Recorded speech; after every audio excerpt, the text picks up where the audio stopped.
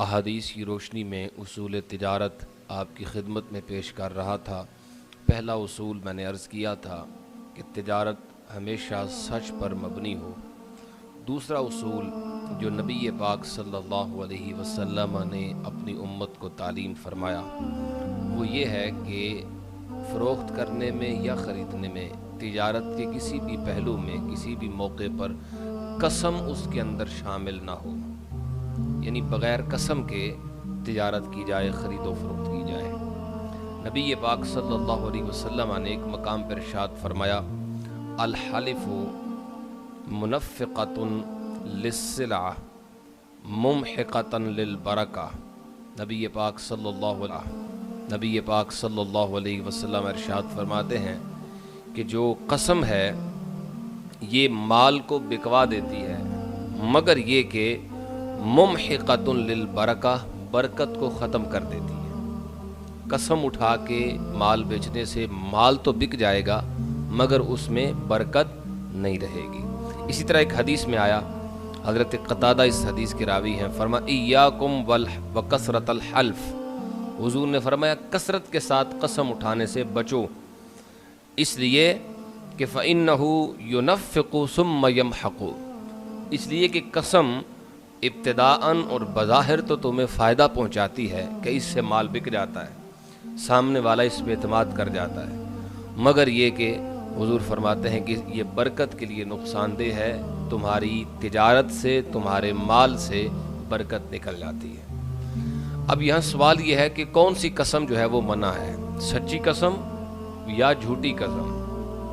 تو جھوٹی قسم کے بارے میں تو کوئی دوسری رائے نہیں کہ وہ ممنوع ہے بہرحال، اور وہ کسی صورت میں بھی جائز نہیں۔ اب رہ گئی بات سچی قسم کی، تو اس کے بارے میں بھی محدثین کرام فرماتے ہیں بیع کے اندر یعنی تجارت کے اندر سچی قسم اٹھانے سے بھی منع کیا گیا ہے۔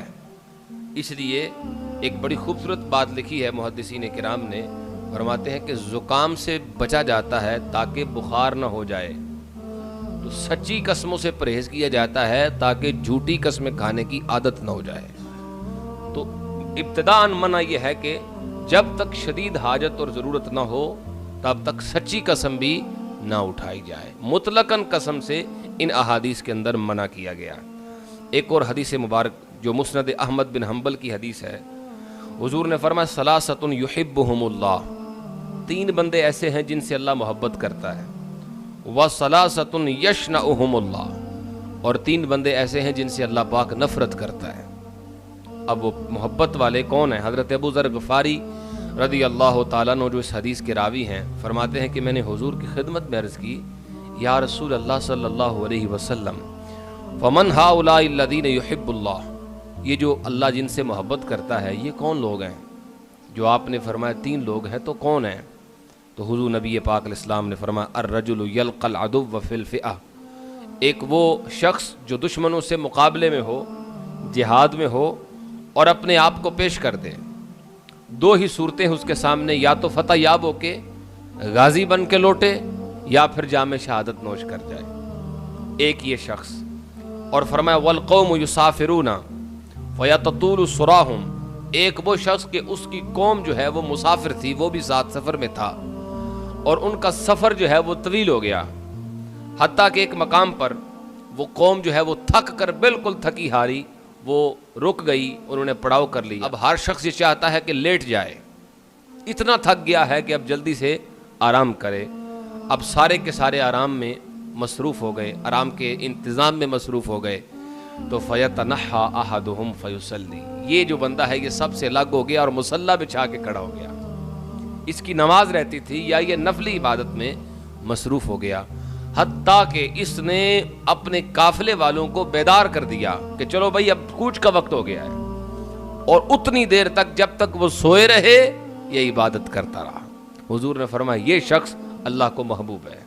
اور تیسرا فرمایا والرجل یکون لہ الجار یوزیہ جوارہ، فرمایا ایک وہ شخص کہ جس کا پڑوسی ایسا تھا کہ اس کا پڑوسی اسے تکلیف دیتا تھا، لیکن اس نے کیا کیا؟ فَيَصْبِرُ عَلَىٰ أَذَاهُ، وہ اس پڑوسی کی تکلیفوں پر صبر کرتا رہا، اس کی پڑوسی کی طرف سے آنے والی تکلیفوں پر وہ خاموشی سے صبر کرتا رہا، हत्ता युफरिकु बैनहुमा, हत्ता युफरिका बैनहुमा, हत्ता कि उन दोनों के दरमियान तफरीक हो गई। या तो एक मर गया या फिर वो कहीं और चला गया, वो घर छोड़ के चला गया। उस वक़्त तक वो सब्र करता रहा, यानी आखिरी वक्त तक वो अपने पड़ोसी की तकलीफ़ों पर सब्र करता रहा। हुजूर नबी पाक सल्लल्लाहु अलैहि वसल्लम इरशाद फरमाते हैं कि ये 3 बंदे ऐसे हैं जिनसे अल्लाह तबारक व तआला मोहब्बत करता है। अर्ज़ की या रसूल अल्लाह सल्लल्लाहु अलैहि वसल्लम वमिन हाउलाइ लज़ीना यशनउहुमुल्लाह, वो कौन है जिनसे अल्लाह नफ़रत करता है? तो नबी पाक सल्लल्लाहु अलैहि वसल्लम ने जो पहला नाम लिया, फरमाया अत्ताजिरुल हल्लाफ, वो ताजिर जो कस्में उठा के माल बेचने वाला है। या फिर ये लफ्ज़ हुजूर ने फरमाए अल-बाइउल हल्लाफ, कस्में उठाने वाला ताजर। और दूसरे फरमाया वल बखीलुल मन्नान, एक वो कंजूस अव्वलन तो किसी को देता कुछ नहीं, और अगर दे दे तो एहसान छोड़ता नहीं, बात बात पे एहसान जताता है। फरमाया वो बखील जो एहसान जताने वाला है, अव्वलन तो उसको तौफीक ही नहीं होती किसी को कुछ दे, और अगर रख रखाव के लिए कहीं कुछ दे दिया तो अब जान ही नहीं छोड़ता। और तीसरा फरमा वल फ़कीरुल मुख्ताल, तीसरा वो फ़कीर जो मुतकब्बिर है, एक है कुछ नहीं उसके पास और दूसरा करता फिरता है, तकब्बुर करता है फ़क्र के होते हुए। तो 3 बंदे हुजूर ने फरमाया जिनसे अल्लाह तबारक व तआला नफ़रत करता है, हमें इनसे बचना है। इसी तरह एक और हदीस मुबारक सुन लें इसी उन्वान पे। हज़रत अबू ज़र ग़िफ़ारी इस हदीस के रावी हैं और मुस्लिम शरीफ की हदीस है। फरमाया सलासतुन ला युकल्लिमुहुमुल्लाहु यौमल क़ियामा, तवज्जो है भाइयों की, 3 बंदे ऐसे हैं जिनसे अल्लाह तबारक व तआला क़यामत के दिन कलाम नहीं करेगा, बात ही नहीं करेगा। वो अल्लाह के यहाँ इतने मबगूज़ हैं, इतने नापसंदीदा हैं कि अल्लाह करीम उनसे बात करना भी पसंद नहीं करेगा। वला यंजुरु इलैहिम, अल्लाह उनकी तरफ नजर करम भी नहीं फरमाएगा। वला युज़क्कीहिम, और अल्लाह इन्हें पाक भी नहीं फरमाएगा। वलहुम अज़ाबुन अलीम, और इनके लिए दर्दनाक अजाब भी होगा। नबी पाक सल्लल्लाहु अलैहि वसल्लम की खिदमत में अर्ज़ की या रसूलल्लाह ख़ाबू व खासिरू, खराबी है इन लोगों के लिए, तो बर्बाद हो गए, लेकिन ये फरमाइए कि ये हैं कौन, ये बदनसीब, ये खसारे वाले कौन हैं?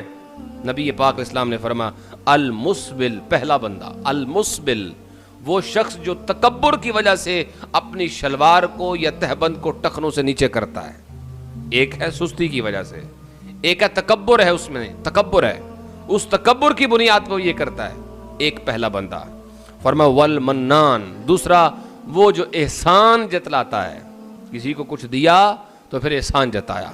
और तीसरा नबी पाक सल्लल्लाहु अलैहि वसल्लम ने फरमाया वल मुनफिकु सिलअतहु बिल हालिफिल काज़िब, एक वो ताजिर जो अपने सामान को, अपने माल को झूठी कस्में खा के फरोख्त करता है।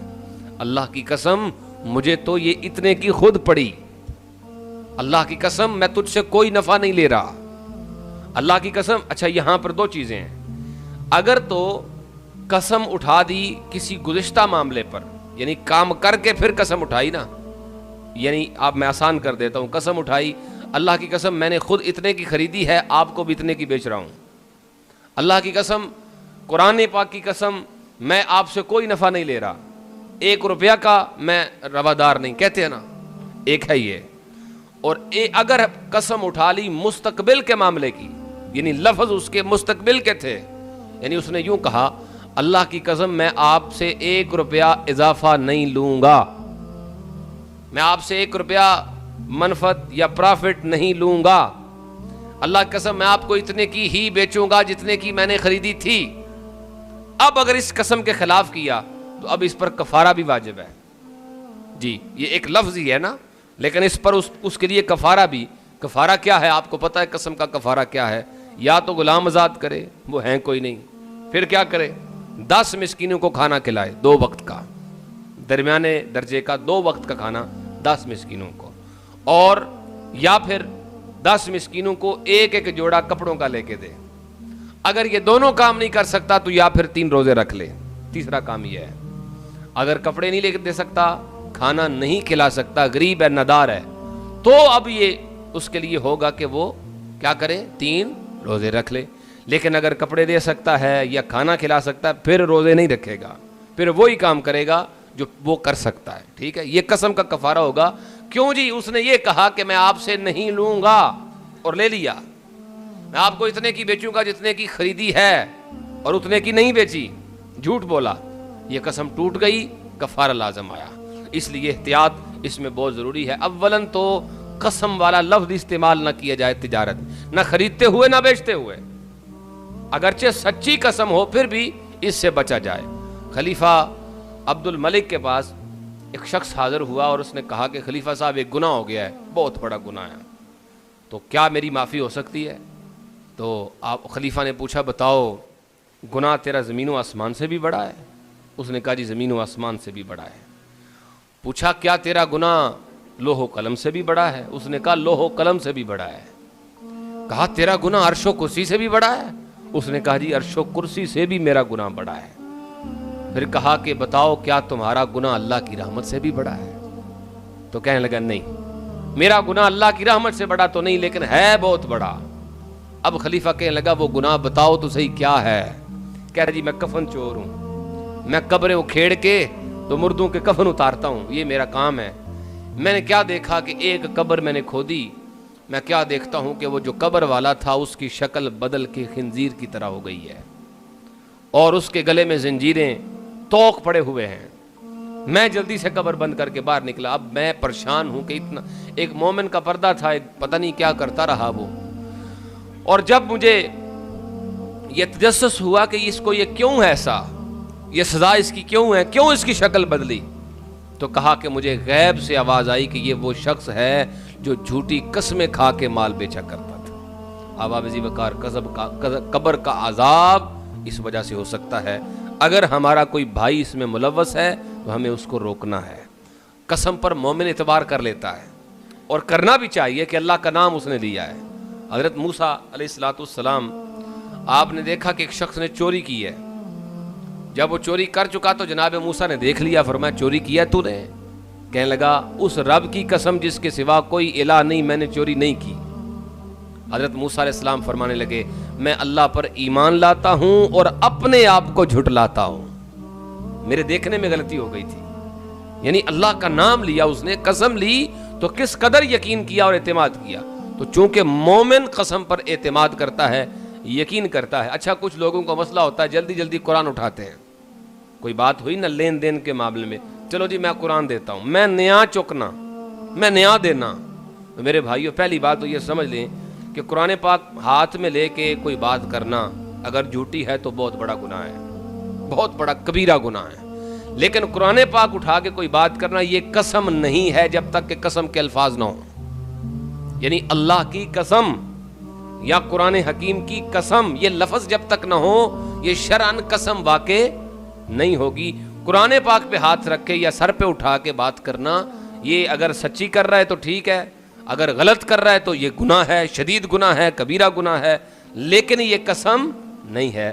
قسم اس وقت بنے گی جب قسم والے لفظ بولے گا، اللہ کی قسم کہے، اللہ کی ذات کی قسم کھائے، یا پھر اللہ کے کلام قرآن پاک کی قسم کھائے، تو تب وہ قسم شرعی جو ہے وہ واقع ہوگی، ورنہ یہ قسم نہیں ہے۔ اب سوال یہ ہے کہ کیا ایسا کرنا چاہیے؟ بلا وجہ، بلا ضرورت، جب تک شدید حاجت اور ضرورت نہ ہو قرآن مجید ہاتھ میں رکھ کے کوئی بات نہ کی جائے۔ یہ اللہ پاک کے کلام کی توہین ہے ایک قسم کی کہ بلا وجہ چھوٹی چھوٹی بات پہ قرآن پاک پہ ہاتھ رکھ لیا، ایسا نہیں کرنا چاہیے۔